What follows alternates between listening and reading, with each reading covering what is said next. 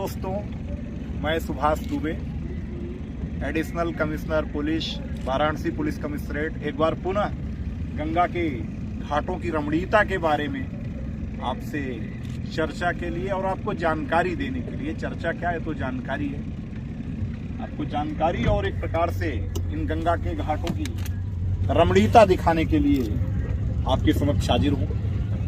आप देखें, भगवान दिनकर इस समय उदितगामी अवस्था में है।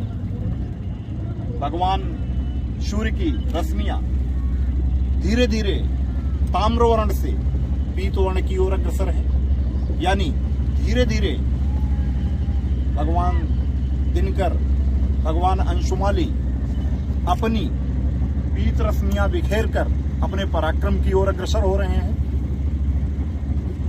हम सभी लोग जानते हैं कि महान पुरुष, महान आत्माएं संपत्ति विपत्ति में एक समान रहती हैं। ये प्रेरणा भी और महान पुरुषों का ये लक्षण भी, ये विशेषता भी भगवान अंशुमाली को ही देखकर दी जाती है, क्योंकि उदित होते हुए और अस्त होते हुए दोनों सूर्य का रंग वो ताम्रवर्ण का होता है।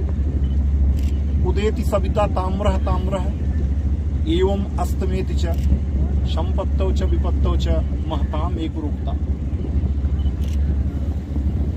हर प्रकार से अडिग रहना, हर प्रकार से हर स्थिति में समान रहना, ये भगवान दिनकर से सीखा जाता है, जो अपने सबसे नीचे के काल में, यानी जब अस्त होते हैं, और अपने सबसे शैशव काल में जब उदित होते हैं, समान गुण रखते हैं। काशी के 80 घाट की खूबसूरती एक अलग ही अलौकिक दृश्य उपस्थित कर रही है। अब हम लोग यहाँ से घूमने के श्रृंखला में हैं। यहाँ से एक बार पुनः हम लोग, ये कौन सा घाट है? 80 घाट। 80 घाट, काशी के 80 घाट की ओर आगे बढ़ रहे हैं। हम देख रहे हैं कि इस समय काफी प्राकृतिक छटा एक अलग मनोहारी स्थिति में है, क्योंकि जो नैसर्गिक खूबसूरती होती है वह अपने आप में अलग ही मनोरम दृश्य विकीर्ण करती है। गंगा काफी हद तक यहाँ पर हमें न केवल अविरल, अविकल, अविचल, अपितु निर्मल भी दिख रही है। निश्चित रूप से ये जन जागरूकता का असर है, स्वच्छता अभियान का असर है, जिसके कारण मां गंगा पुनः एक बार अपनी प्राकृतिक छटा की ओर, अपनी अलौकिक निर्मल धारा की ओर अग्रसर हैं। साथियों, मैं आप सभी से अपील कर रहा हूं, हम लोग काशी वासियों से भी अपील करते हैं, और जो काशी में दर्शन के लिए और जो पर्यटन के भी उद्देश्य से लोग आते हैं, कि मां गंगा की इन लहरों में, इन धाराओं पर कभी भी कोई भी अपशिष्ट खाद्य पदार्थ या कोई भी पॉलीथीन या इस प्रकार का जो भी प्रदूषण से संबंधित हो, या जो मां गंगा की अविरलता को किसी भी रूप में प्रभावित करता हो, उसे ना फेंकें। आपका स्वच्छता अभियान में और मां गंगा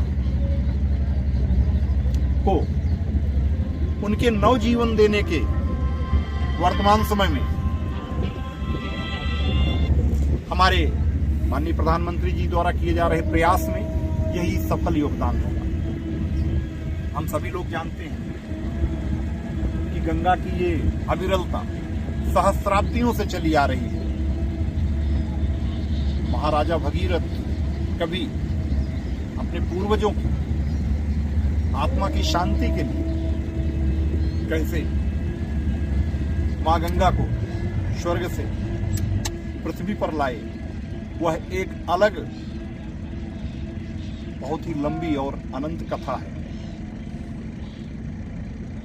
तब से लेकर गंगा अविरल गति से अविचल स्थिति में बिना थके हुए लगातार हम सभी भारतवासियों के लिए जीवनदायिनी रही। शायद मां गंगा और इनकी अन्य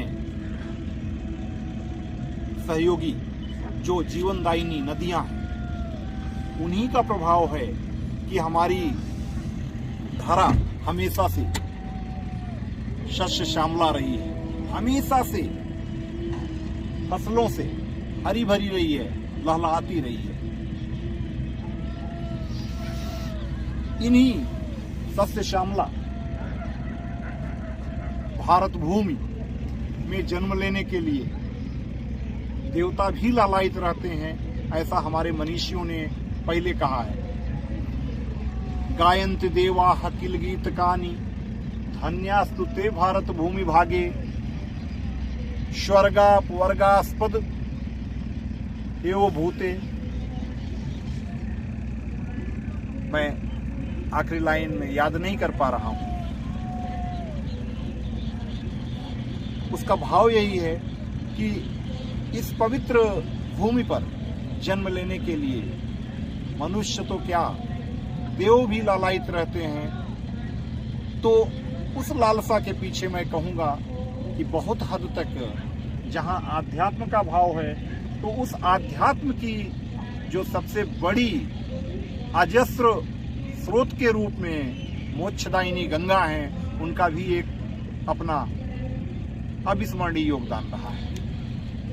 अभी हम लोग देख रहे हैं 80 के घाटों पर,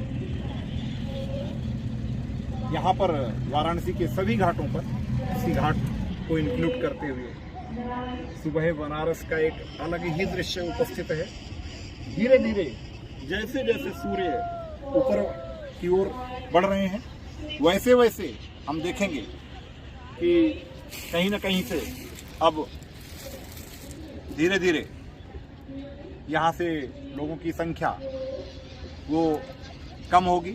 लोग स्नान ध्यान के पश्चात पुनः अपने घरों की ओर अग्रसर होंगे और ये क्रम सुबह शाम को गंगा आरती के समय एक बार पुनः काफी भीड़ होगी। ये लगातार क्रम चलता रहेगा और ये कब से चला आ रहा है इसको हम नहीं कह सकते, इसको हम केवल कल्पना कर सकते हैं। भारतेंदु बाबू हरिश्चंद्र जी ने, जिनका की जन्म ही काशी में हुआ, जो हिंदी खड़ी बोली गद्य के जनक हैं, जब हम उनके द्वारा रचित कविता गंगा की शोभा को पढ़ते हैं और जब गंगा की लहरों को देखते हैं, तो लगता है कि गंगा की इन्हीं लहरों को देखकर उनके मन में जो भाव उठे होंगे, उन्होंने उस शानदार कविता का रूप लिया होगा। नौ उज्ज्वल जलधार हार हीरक सी सोहति, बिच बिच छहरति बूंद बद्धि मुक्तामणि पोहति, लोल लहर लहि पवन एक पय इकैमी आवत, जिमि नरगन मन विविध मनोरथ करत मिटावत। मां गंगा को प्रणाम करते हुए और आप सभी से इस अपील के साथ कि आप सभी लोग काशी के सांस्कृतिक गौरव की अभिवृद्धि में स्वयं भी सहायक बने, स्वयं भी काशी की अविरल छटा के दर्शनार्थी बने, इसका साक्षात अनुभव करें और अपनी तरफ से अविरल, अविचल, अविकल, अद्भुत, अलौकिक, अविस्मरणीय गंगा की निर्मलता को बनाए रखने में योगदान दें। इसी आशा और विश्वास के साथ आप सभी को नमस्कार करते हुए मैं अपनी वाणी को विराम देता हूँ। धन्यवाद दोस्तों, जय हिंद।